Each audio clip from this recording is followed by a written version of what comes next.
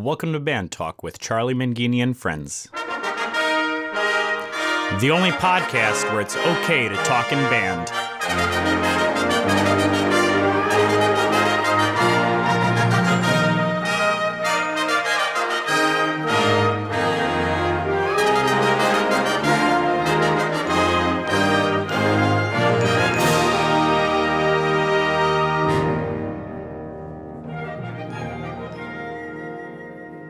On this podcast, you will be able to hear conversations with some of the greatest names in wind band conducting, composing, and arranging. We'll also visit with great college, high school, middle school, and elementary band directors to get their thoughts on various aspects of being a band director. We'll have regular check-ins with instrument specialists, music dealers, and instrument repair professionals. And if that's not enough, we'll even have regular conversations with Dr. Tim, who will help keep us motivated. That's Band Talk with Charlie Mangini and friends. And now, here's Charlie. Welcome to Band Talk with Charlie Mangini and friends, and this, our 26th episode in the Band Talk podcast series. And as always, I'm honored that you are joining us to listen. We have a fascinating conversation coming up for you with the multiple Grammy award-winning international composer, Michael Daugherty. We'll get to that in just a moment. But folks, here it is, September 2020. We're starting our 9th month of the year, and 6 months since the world shut down due to the coronavirus. Like you, I was sure hoping that things were going to be back to normal by now.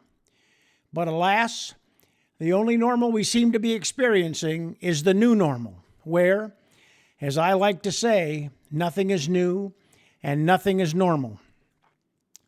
I was talking to a friend this morning, and he was telling me about a school district in the Midwest where middle and high school students will start the year online, and that elementary students will be in a hybrid situation.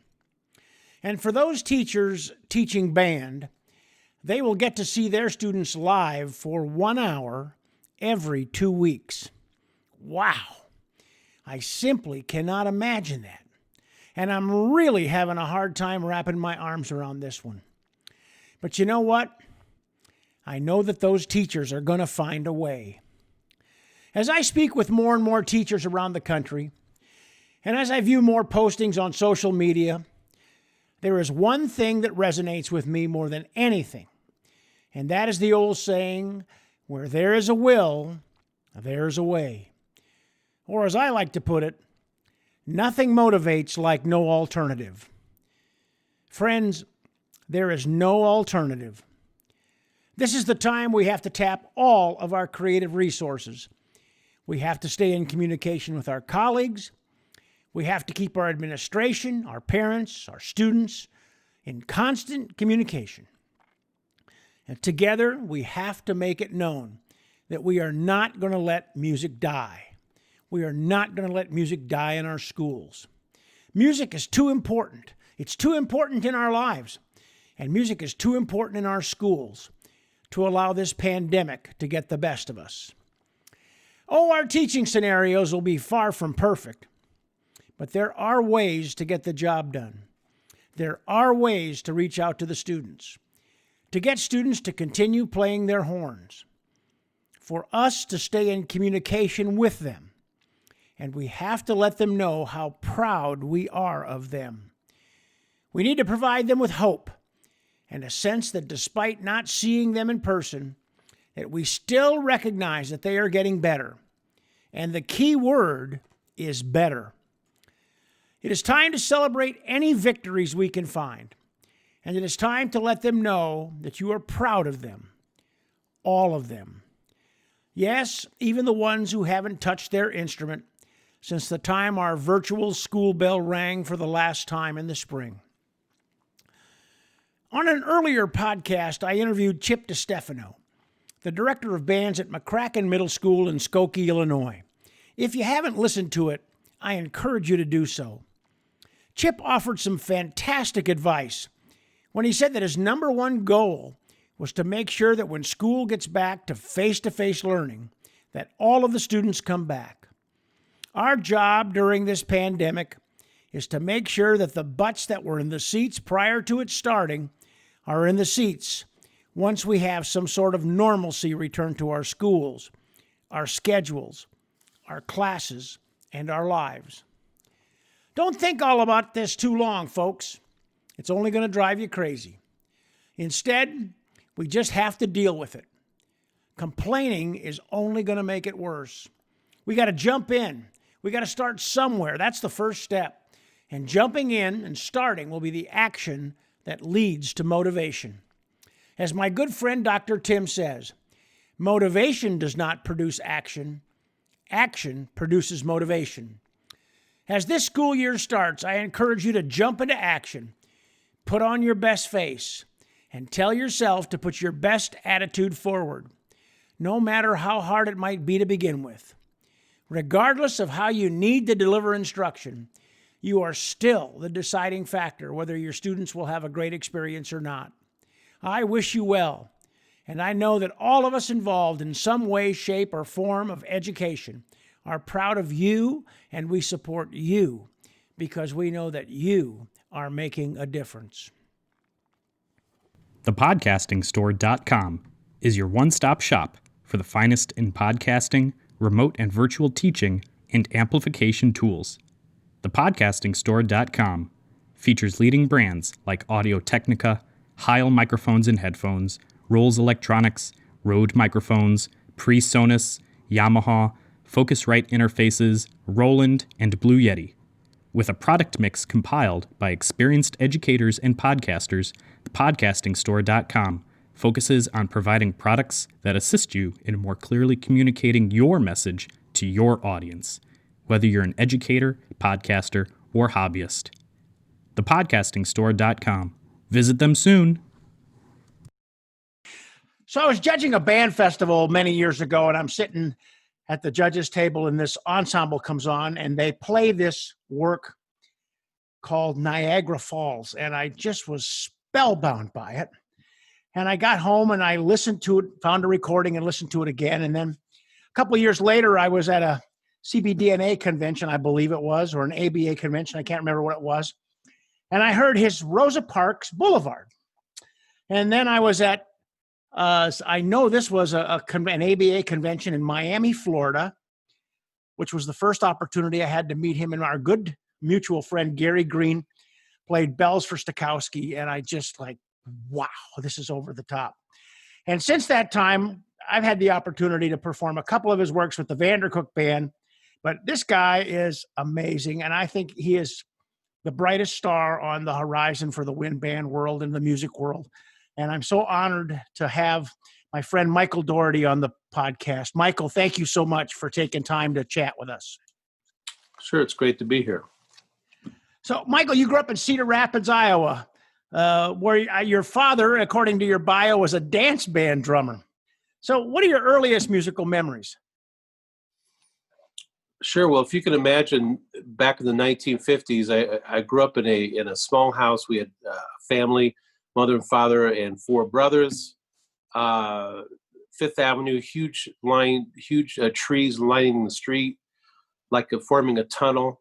Riding bikes around. It was just the grocery store was a block away down a brick road.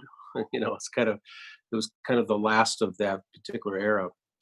We had a player piano in our house, and I remember putting a piano roll in the piano and pumping the keys and watching the keys move up and down. So it really was through that player piano that I first heard a lot of different kinds of music. Yeah.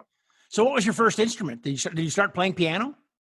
Yeah, right. We had a piano, and I started to improvise on it. And I think I can't remember, 6, 7 years old. My mother decided for me to take some piano lessons. I remember the first piece I learned was the Marines hymn. I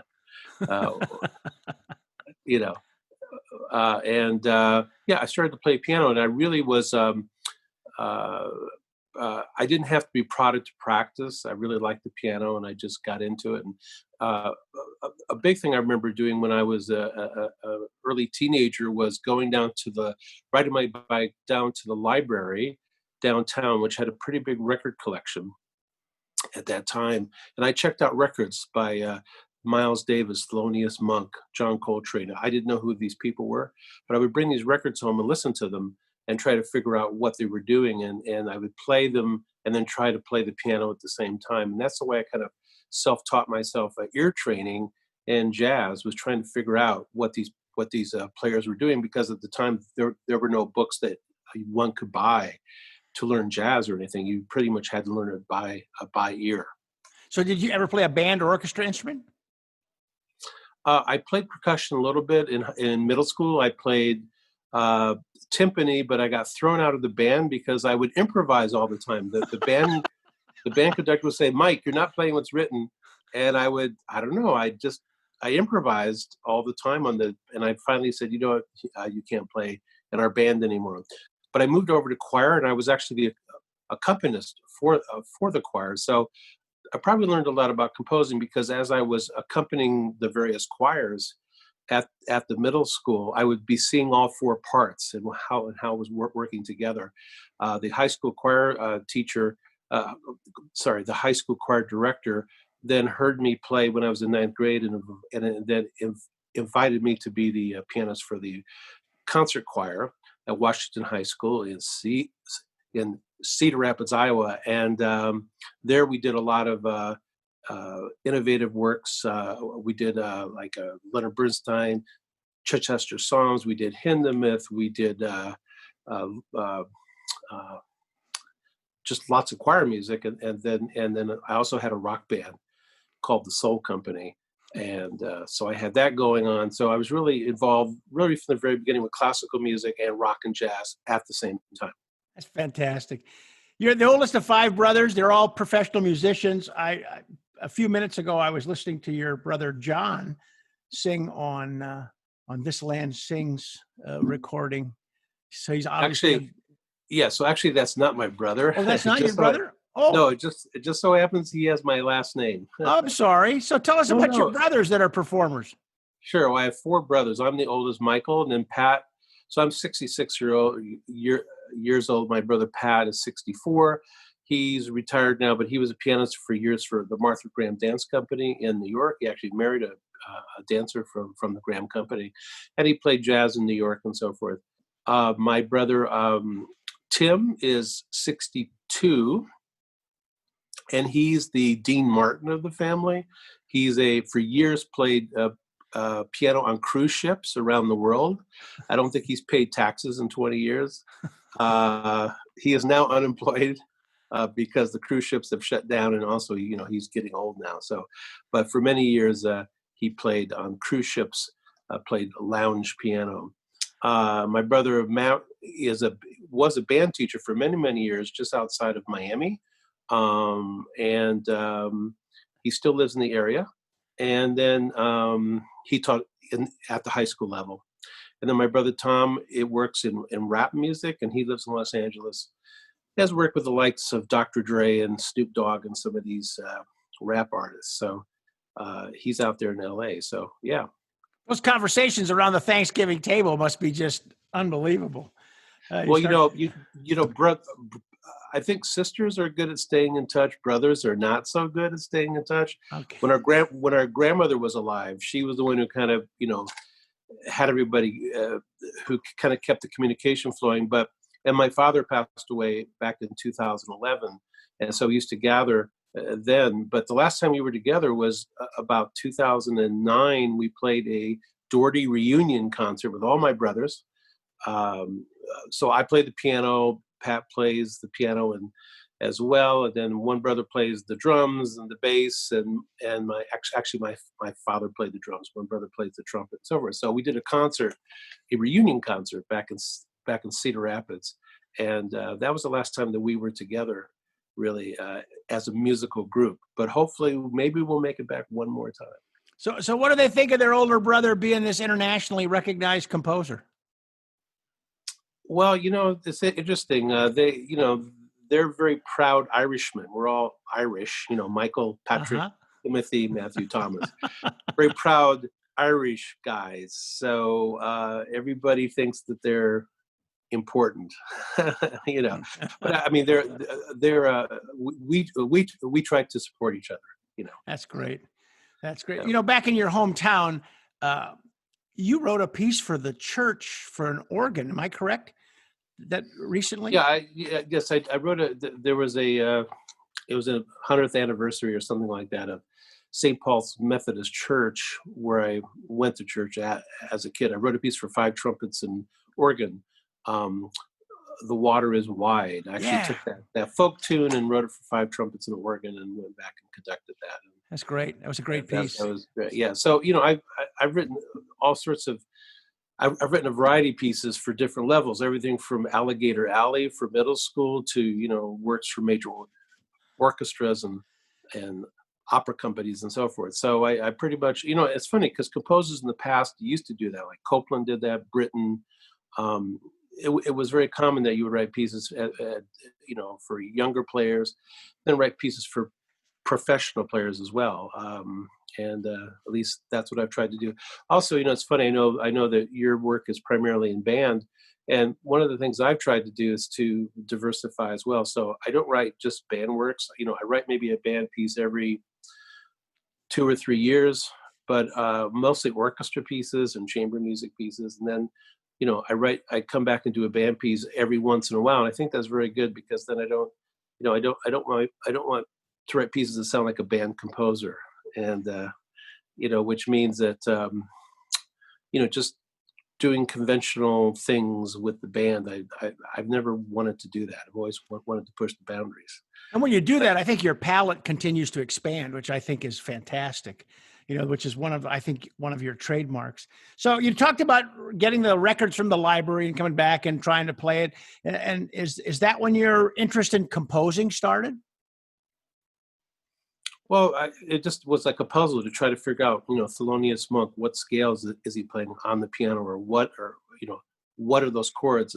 I remember actually once, you know, in 20th Century Fox, the beginning of their movies, there's that theme. Da da da da da da da da da da da da da da da da da. I remember going around to my music teachers and say, "Can you show me? I can't figure out what those chords are," and no one could help me. So I had to just figure things out myself.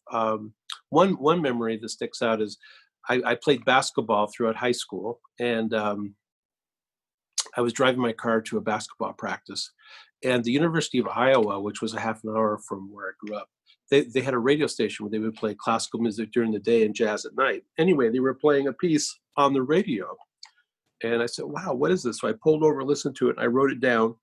And I really wasn't sure. I said Mahler or something, Ninth Symphony, the last movement. And so I went around and asked my music teachers at high school. Nobody knew what it was. So I went to Coe College, which was a small college in my town, to the composition teacher. And he didn't know what I was talking about. And then there was a guy in town who was this eccentric guy who knew lots of kinds of music. He said, "I think you mean Mahler."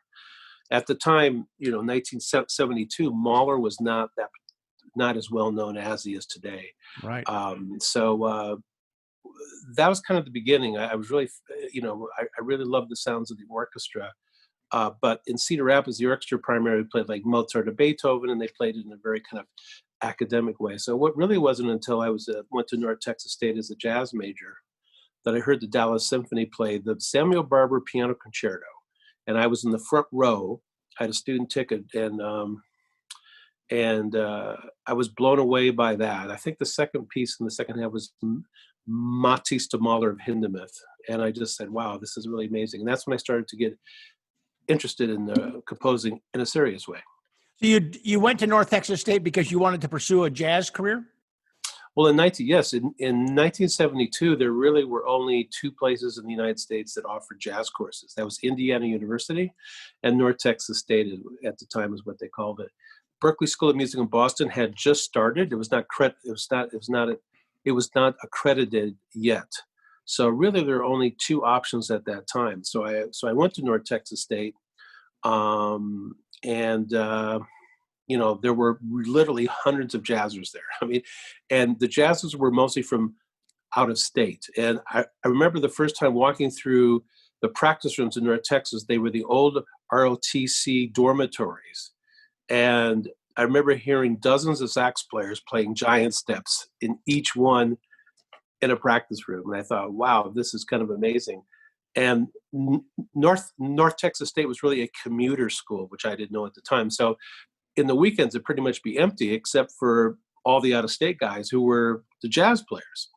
So there were always jam sessions going on and so forth. And just to show you how things have changed, at that time, the jazz department was in a separate building. It wasn't part of the School of Music. It really wasn't integrated as it is today. I mean, at that time, there was no such thing as a jazz major, as an ethnomusicology major, as a music theater major. Those things did not exist at that time. So music was pretty much categorized as classical or non-classical, or what the jazz guys called a legit and non-legit music. So, wow. So from North Texas, you go to the Manhattan School, and then you eventually get your doctorate at Yale. But along the way, you decide to go to Paris to study at Pierre Boulez's IRCAM in Paris. What was that? You had this fascination with electronic music or computer music, or what? Well, let me back up first. So at North Texas, my education was great, but at the time it was there was a particular style of writing spearheaded by people like Elliott Carter, Milton Babbitt, and others. Kind of a very modernist, atonal kind of music, which fascinated me, and I couldn't figure it out. So I was the kind of person that always wanted to go to the source. I really couldn't learn things by a book. I needed to be there where the action was. So I decided to go to New York. I ended up studying with a guy, Charles Warden, who was like one of the most despicable people you could ever meet in your life. I mean, a very elitist 12-tone kind of composer. But it was a great lesson for me because it was like going to boot camp where I had to be really tough. Somebody who would insult me, and challenge me all the time. It was kind of the old school of teaching I remember in North Texas State, many teachers would smoke as they were teaching. And I remember for Renaissance Counterpoint, we had to memorize like 300 rules, and it was in those days, many of the professors and the teachers were very tough. So New York was a place. I remember something I still say to my students today. When studying with Charles Warren, and I said, "Oh, I'll have that ready for you next week," and he'd say, "No, you'll have it ready for yourself next week." And I've always remembered that. You're on New York.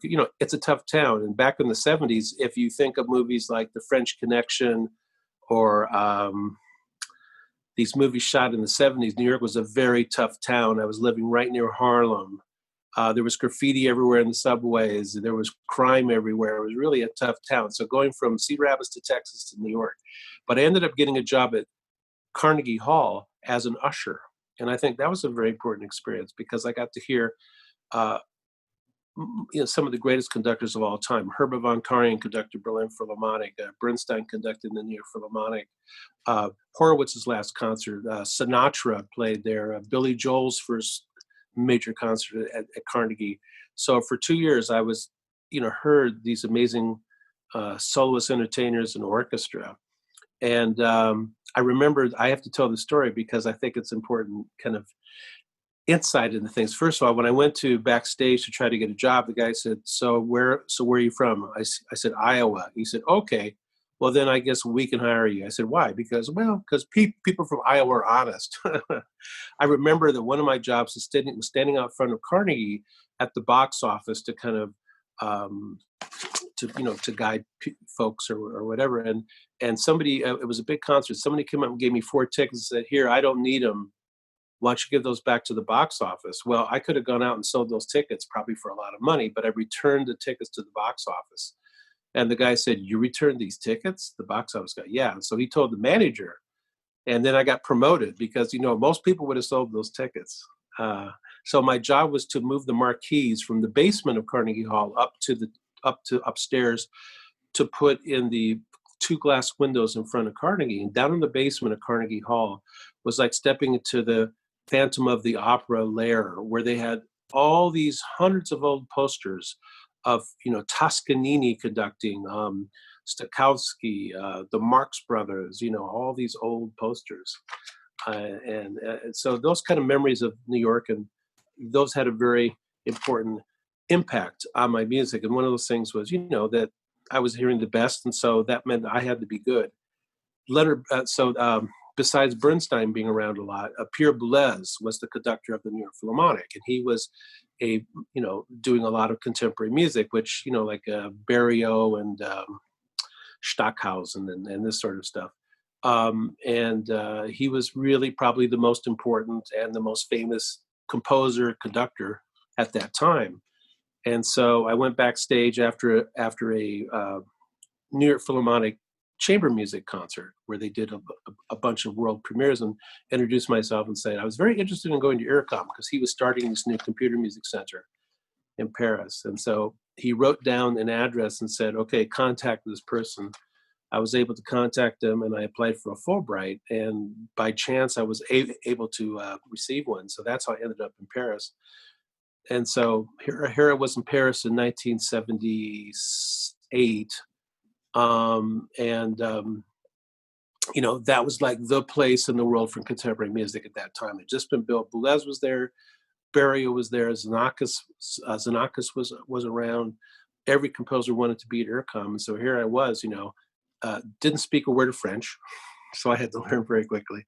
And kind of like Hemingway or Grant Wood or other artists in the 1930s, Copland went to Paris, and that's where I ended up, in Paris, instead of studying with Boulanger or whatever. Here I was at IRCAM with Pierre Boulez, but I was way over my head. I had no idea what was going on. I didn't understand computer music. So again, like going back to Iowa when I had to check out those records from the library as a kid and try to figure out how to learn jazz, I had to learn contemporary music, this kind of avant-garde contemporary music on my own, which is what I did.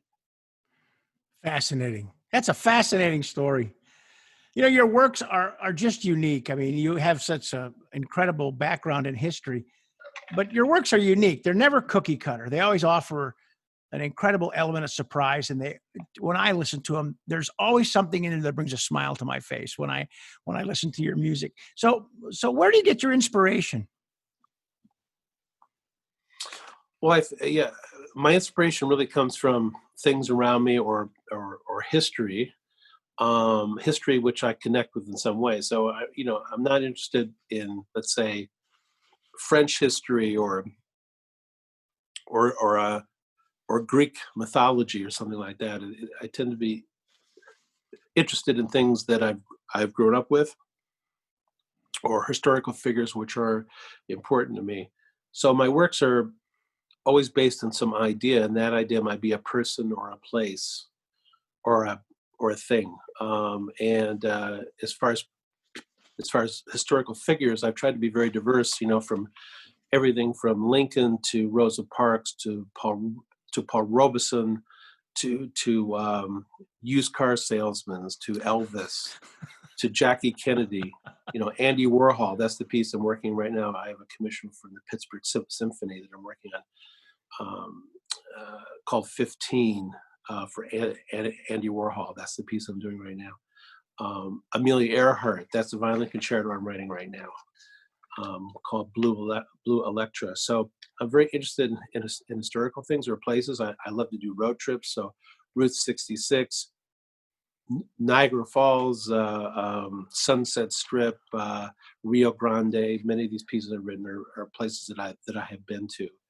And I think that goes back to my interest in Charles Ives. And when I went to Yale, that's where Ives went to school, and that's the reason I chose to go to Yale for the doctorate. And I actually was able to write a paper under John Kirkpatrick, who was the pianist, he was quite old at the time, he was probably in his 80s, who actually premiered the Concord Sonata of Charles Ives. So I wrote this paper on Ives, and I was able to share that paper with him and go to his house on a number of occasions for feedback.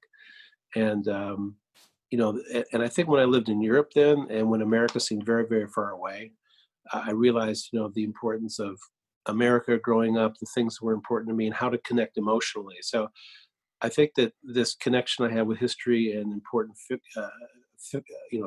important historical figures and the travels I've done as a way to have an emotional connection for when I'm writing something that makes sense. And I should mention, like the Woody Guthrie, which you mentioned, which was the latest release I had on Access, for example. That was another project which was very fun to do, and to go down to Oklahoma and learn more about Woody Guthrie and read books about him and listen to his music. And then I wrote this hour-long piece inspired by Woody Guthrie. That's one of the latest projects that I just finished. I had the opportunity to perform 2 of your works, like I said earlier, at the Midwest Clinic. We did Raise the Roof with Svet Stoyanov doing the timpani solo, and Gary Green conducted it. And then a couple of years later, I did the final movement of Lost Vegas. And you came into that rehearsal and you paid me the highest compliment I've ever been paid by a composer. And you looked at me and you said, "You really know this score." And I said, "Well, I better, or Gary's going to kick my rear end if I see him." But you came to both rehearsals and you offered this wonderful ear, and you offered such thoughtful information to the ensemble and to me, and suggestions. So when you're in those situations, do you feel like there's limits to what you can say or what you can offer? Well, I must say that, in most cases, and what's the case with your great band, was that the band composers and the ensembles are usually, in most cases, very prepared. It's very rare that I've come to a dress rehearsal, where things aren't together. So band conductors are known to be very meticulous in their preparations. I don't know why. I guess it's just a tradition within the band world to do that. So my father always said, if you don't have anything good to say, don't say it. So, or Dale Carnegie, How to Win and Influence Friends. I remember I read that in high school. You always say a positive first before you say a negative. So I think that was great. Really, I love this and that, but maybe, it's funny because some people, if you hire a painter, let's say, to paint the interior of your house, and they spend a week, then you walk in and the first thing you do is say, "Hey, you missed that spot up there." You start with the negatives and saying, "Wow, what a great job painting. I love it." And you look around, "Hey, maybe you could just look at that one spot over there." So I tend to be positive because it is an educational experience. One. I think that the only time I might be critical is if I feel somebody has blown it off, and it doesn't happen very often, but it does happen sometimes in the professional arena, actually, where people can be a bit jaded or not paying it because things are very rushed. Usually there's not a lot of rehearsal time and so forth. But I think because the pandemic that we're in and the fact that these orchestras, these professional players can't play right now, my hunch is when they go back someday, they're going to be much more appreciative of the music they're playing. And, I think that some of those people who are a little jaded will be a little less jaded when they get back and play again. It's a great insight. Hadn't thought about that, but I think you're right. So you won your first Grammy, or first set of Grammys, or 3 Grammys with the Metropolis Symphony. How many total Grammys have you won? Well, I personally have received 2 Grammys, and the only way a composer can receive a Grammy is for best classical contemporary composition. So I was very fortunate to receive it for that recording you mentioned, Metropolis, which had a piano concerto, Deus Ex Machina. And then about 4 years ago for Tales of Hemingway, which is a cello concerto. But the actual recordings have received 6, each one 3. Has to do with the best performance, or like in the case of Tales of Hemingway, the soloist received the best soloist. You actually don't personally get a Grammy. They're very stingy with those. So only the soloist would actually get the Grammy, but the recording has received 3 Grammys. The Tales of Hemingway recording and then the other one. So it's a total of 6 altogether. So you mentioned this earlier, and I recently heard This Land Sings, which is inspired by the life and times of Woody Guthrie. And by the way, I think it's fantastic. I just love it. I love the creativity, the second movement of it where you've got the strings and you've got the mallets that are double. I just think it's just so wonderful. It's so vibrant and so colorful.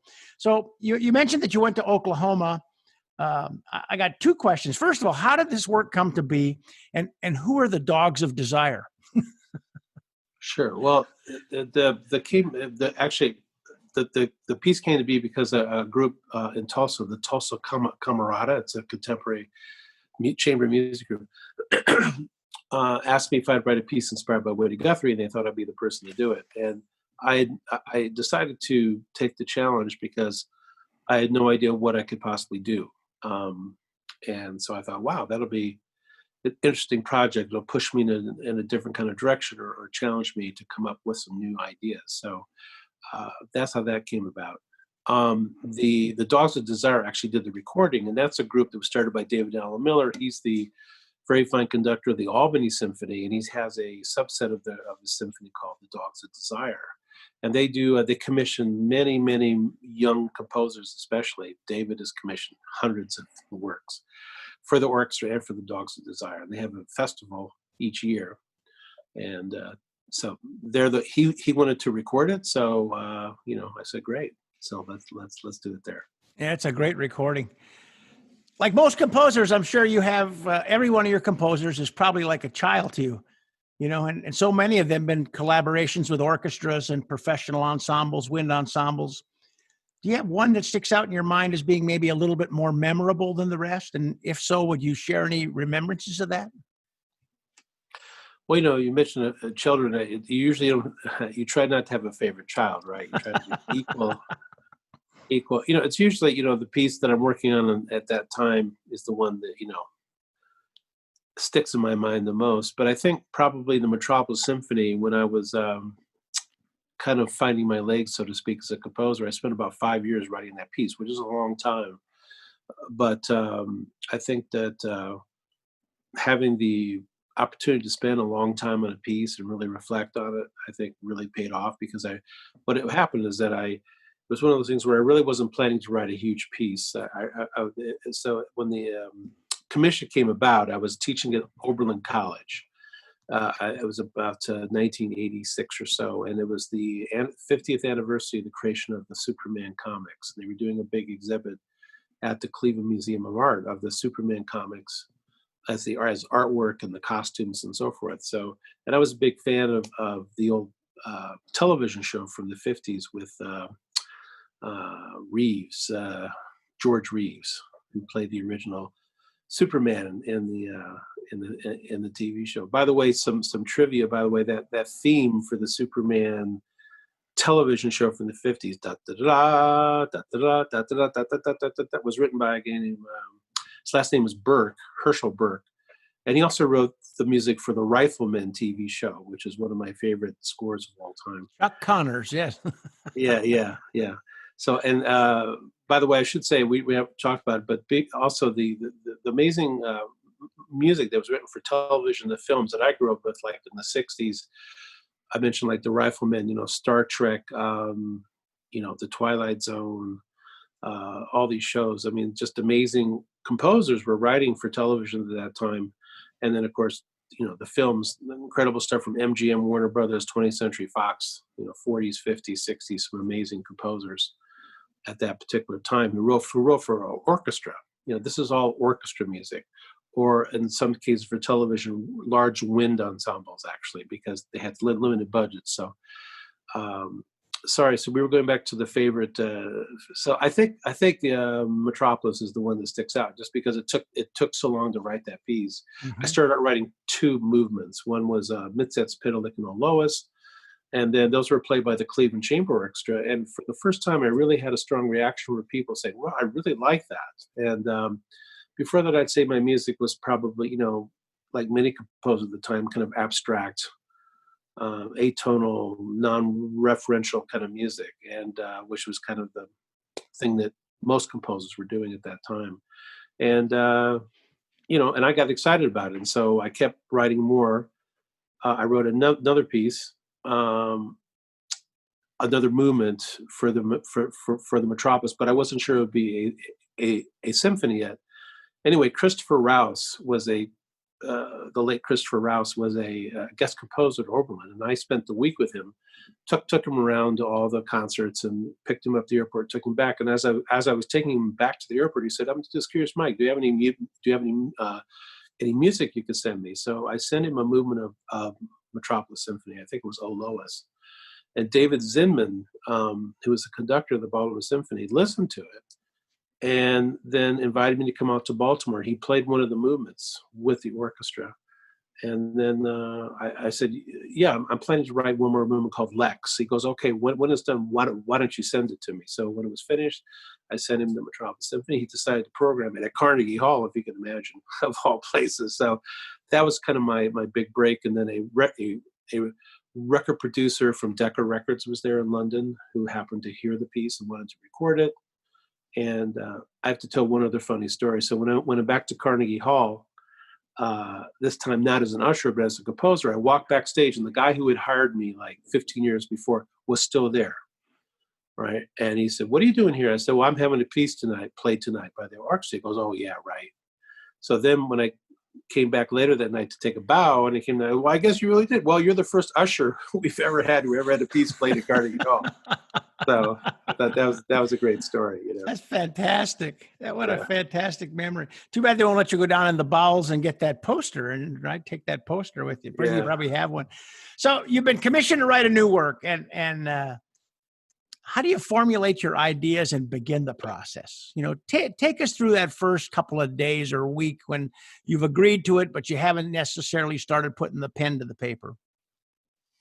Well, let's go back to the Woody Guthrie. So this new work which just came out on Naxos called "This Land Sings," inspired by the life and times of Woody Guthrie. So that's to write a piece about Woody Guthrie.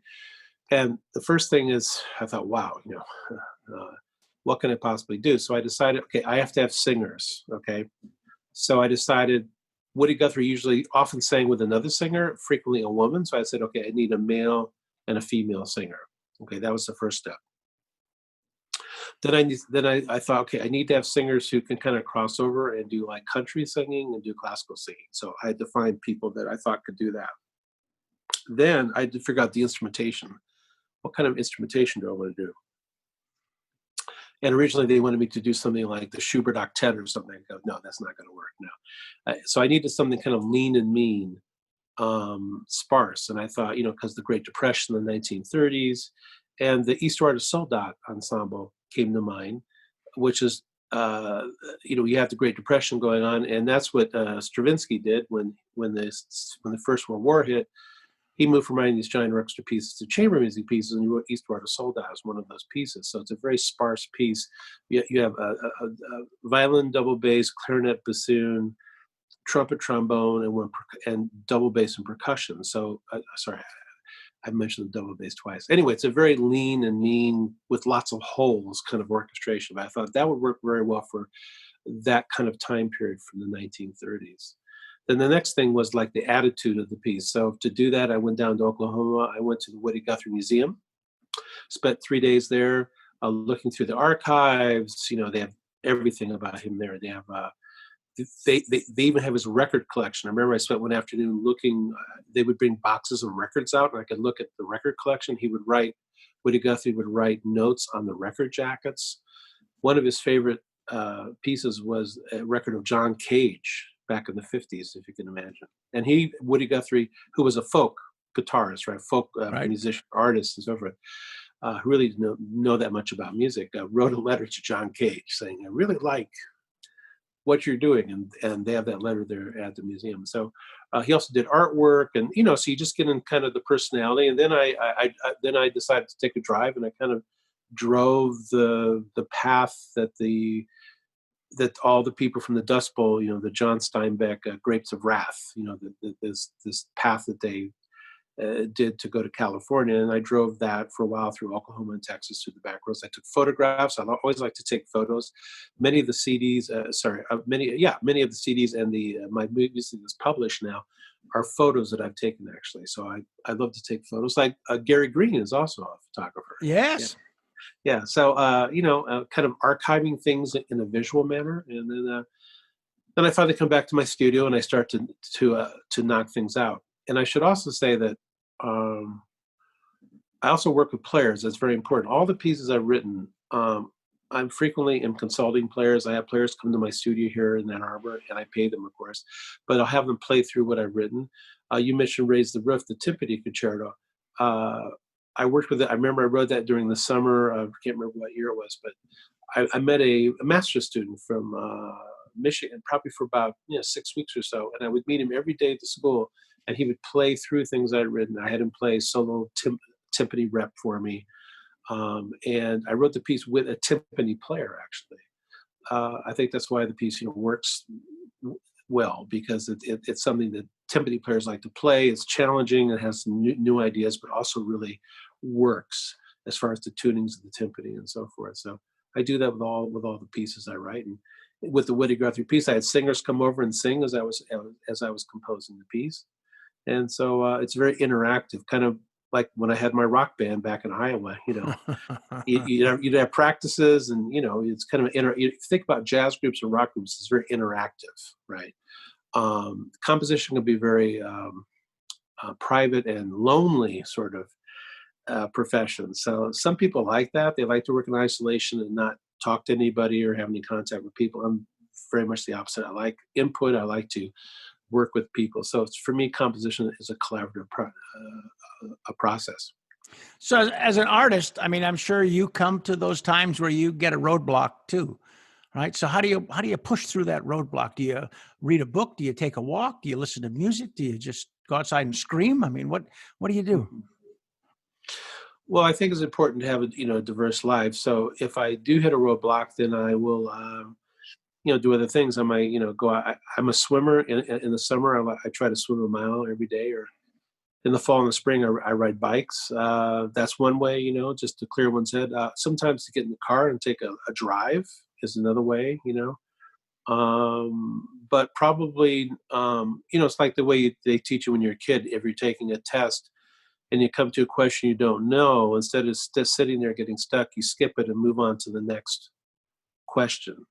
And so that's probably, I just kind of, I find that if one's in motion, if I'm in motion in some way, either physically or in a car or some kind of motion thing, that sometimes that will give you ideas. In addition to your composition, your personal composition, you also teach composition at the University of Michigan. And you mentioned that you had done that at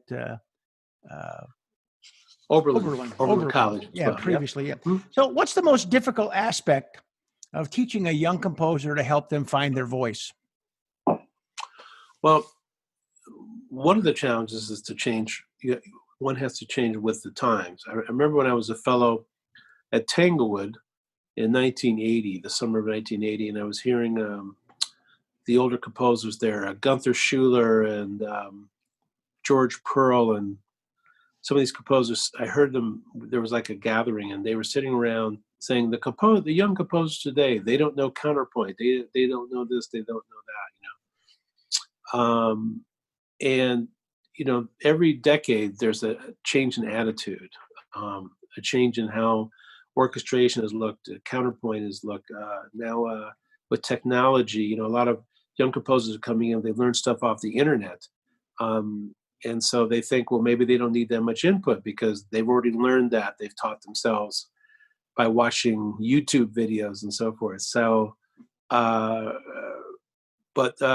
one teacher who was very effective in a sort of way was György Ligeti. And I was very fortunate to work with him for 2 years in Hamburg, Germany, after my studies at Yale. And he was somebody who just asked questions all the time. He was interested in what you thought, and you would ask questions. So that's kind of one approach I take, is I try not to know the answers, but to kind of, to ask people why they're doing what they're doing and so forth. But the one thing I do in lessons is detail. So if somebody brings in a band piece, an orchestra piece, or chamber piece, I have a big monitor. They plug their laptop in with Sibelius or Finale. And I have a speaker system. We plug into the headphone jacks. We have good sound, and then their scores up on a large screen, and we go through every measure of the piece. Look at. I noticed they have an accent here, but you don't hear. You've got piano for the strings, but you got the brass forte. So we go through all the dynamics, articulations. We go through all that detail work, and that's something that frankly, I never had a teacher do that with me. It's always kind of very vague, either telling stories or kind of very vague teaching. But I really like to get into the nitty gritty of the piece. But finally, I don't try to influence the actual sound world too much. Like, I don't try to say you should really change, this is too tonal or this is too atonal, or I try not to do that, because when I was young, I had many teachers try to discourage me, saying, this is wrong, that's wrong, don't do this, don't do that. I remember I had one teacher at Tanglewood. I had a guest lesson with a teacher who I won't mention, a very famous person. I had a lot of glisses. He goes, don't put glisses in the trombone. That's a cliche. It's funny because I use glisses all the time, even now in my pieces. So I just found it really wasn't constructive to say, don't do this. And I think, but again, each generation is different. The communication is different. And there's a film called The Blackboard Jungle with Glenn Ford. I think it's like from the 50s, where he's teaching like in a rundown school in the Bronx or something, with a bunch of hoods, and they won't learn. And then he realizes that if he has them read comic books or something, that he can teach them. And like, that's like, wow, like that's a new way of teaching. I always remembered that. So we're at a very different time, and now with the pandemic hitting and just the psychological thing. So, we have to keep reassessing, and things are shifting. And the one thing, also, I'm sure you've heard this too, is like, I used to hear the old timers complain, like in pop music, they don't write melodies like they used to. I remember like people put down, I remember distinctly when the Beatles came out, my father played drums for years in dance bands, and some of the guys he would play would say, the Beatles, there's no melody there. Well, Paul McCartney actually came out of Cole Porter. I mean, his tune, now we hear the tunes, and there's melodies all over the place in the Beatles music. When I listen to rap, it's hard for me. I mean, I love James Brown, and I love soul music and funk music, but the rap is a stretch for me. But I know a lot of people are really into rap. So and if somebody is well known, they're getting a lot of play and so forth, I will give it a listen. I try to be open-minded, but it's as one gets older, we kind of get locked into certain things and so forth. So again, I guess the bottom line is to be flexible, ask questions, and don't assume you know everything, and then you won't be too frustrated being a teacher. Okay, last question. So if you could come back in your next life as any professional musician, not a performer, not a composer, who would you want to come back as? I think, I probably could have been a conductor if I really wanted to be. I don't pretend to be one. I know there are some composers now, especially in the band world, not in the orchestra world. They don't. Very rare it does a composer ever conduct in the professional orchestra world these days. But there are some composers who conduct band, and they go, and conduct their band pieces. But I would rather see a professional conductor, frankly, because it is a particular, profession and a particular technique that one has to have to be a good conductor. And so, but I'd probably come back as a conductor. I think I would. Anyone in particular? Well, I don't think I'd have the chutzpah to be a Bernstein. I mean, when I watched some of those videos, and I remember he was around at Tanglewood when I was there as a fellow. He was around for a couple of weeks, and I saw him conduct quite a bit, and saw his temper tantrums and outlandish behaviors at work, at rehearsals and so forth. And I thought, man, that guy has a lot of guts, man, to do the things he does. But Bernstein could do it. You couldn't do that today, probably. But I think to stand in front of the orchestra, especially, or a wind ensemble, you that's like the best place to hear the music. You're right there. It's like when you record, that's where the microphones go, right? The main mics go right above the conductor, 2-mic stereo, or if it's a Daugherty, 3 mics. But that's like the ideal place. You hear everything in detail. And, thinking like Mahler and Strauss and, Hindemith, even Stravinsky. I mean, most composers were conductors, actually. That's really not true now, but and so they were in front of the ensemble. And that's why their music is so good because they could hear everything. So I think, what about you? What if you came back? What would you want to do? Oh gosh, I'd never been asked that question. I don't know who I'd want to come back. Probably as Maynard Ferguson, because I'm just a frustrated trumpet player. So there you go. Maynard Ferguson, yeah, hitting those high notes. Maynard. I think he played in Stan Kenton, didn't he, at one time? He did. Yeah. Absolutely. I'll tell you a Stan Kenton story. When I was in high school, I wrote a music column for the school newspaper, and I would go sometimes to jazz concerts. And I remember going to Buddy Rich, playing in Muscatine, Iowa. I remember driving to a little town somewhere in Iowa. I can't remember what it was. And Stan Kenton played at some high school. It was a very little town in Iowa. And back in those days, that's, in the 70s, there really were jazz really wasn't academic yet. So there really wasn't like you would go play at the university in a good concert hall. That was to come later. So they were playing in high schools, most of these big bands. I remember going to hear Stan Kenton play, and it was unbelievable. I mean, they were like a gym. And I was sitting up close. And then afterwards, I went backstage and actually interviewed Stan Kenton for an hour. And I remember that he was very dark and pessimistic about music and very down. And, he had started his own record company and, because for years he recorded like for major companies, but, jazz was kind of out at that time. It was disco music, right, was coming in, right? So, jazz was out. And I remember seeing this guy and I thought, man, I do not want to end up like Stan Kenton. I'll tell you one other quick story. I was able to work with one of the greatest jazz arrangers, Gil Evans. Oh, yeah. When I mean work, I mean, he was, so when I went to Yale, somebody there knew Gil Evans, said he was looking for an assistant, someone to help him organize his papers and so forth and do some transcription. So I offered to do it, and I went to New York and met him. I went to his apartment many times over the years, those 2 years, and I wish I have no photographs, which really bumps me out. That's why I take a lot of photos now, because I have no photos of that time.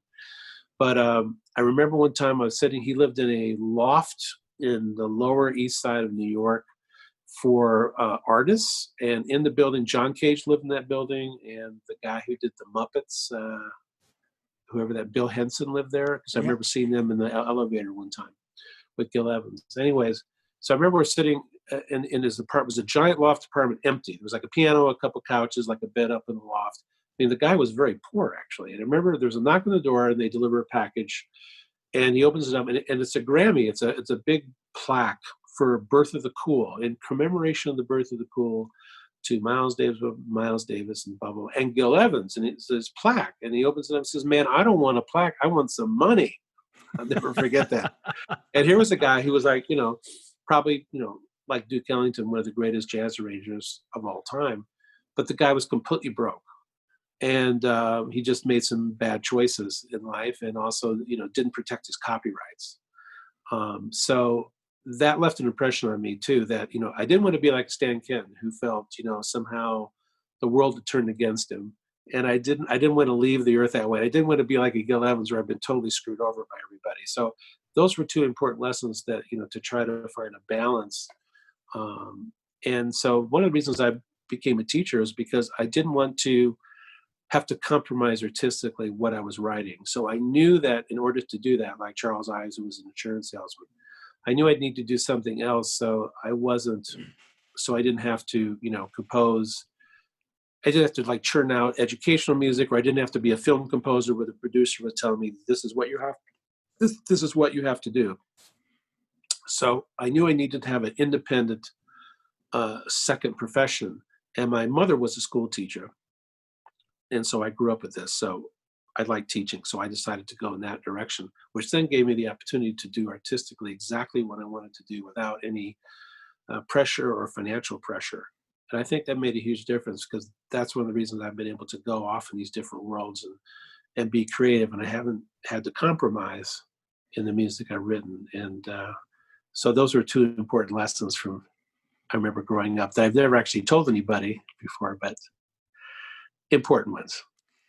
Michael, you have given us so many gifts through your music, and I hope you keep giving them to us, because it's every time a new composition comes out, like I said, There's something in there that brings a smile to my face. And it's just such an honor to have some time for this fascinating conversation that you've opened up your heart and your soul, and I appreciate it. And I can't wait till the next time I get a chance to see you so I can thank you in person. So thanks for joining us.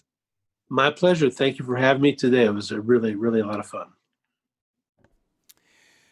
I wonder what that band director who threw Michael out of band for improvising on the timpani thinks about that today. And can you imagine going to the library as a youngster to check out albums so you could try to figure out what Thelonious Monk was playing? And how many kids on their way to high school basketball practice would be listening to a classical music station on their car radio? And even better, to pull to the side of the road because Mahler's Ninth Symphony was playing. From watching standing ovations at Carnegie Hall as an usher to getting one of his own for a performance of his work, Michael Daugherty has set a new standard for our music world. And like his music, he is a gift, one that we should all cherish. Well, that's Band Talk with Charlie Mangini and friends. We'll be back next week with more great conversations. Until then, this is Charlie Mangini saying, thanks for listening. Thanks for listening to Band Talk with Charlie Mangini and friends. If you would like to send a question to Charlie or have a comment, please send an email to bandtalkcharlie@gmail.com. We hope you will let your colleagues, students, and friends know about Band Talk with Charlie Mangini and friends. Thanks for joining us, and we look forward to being with you again soon.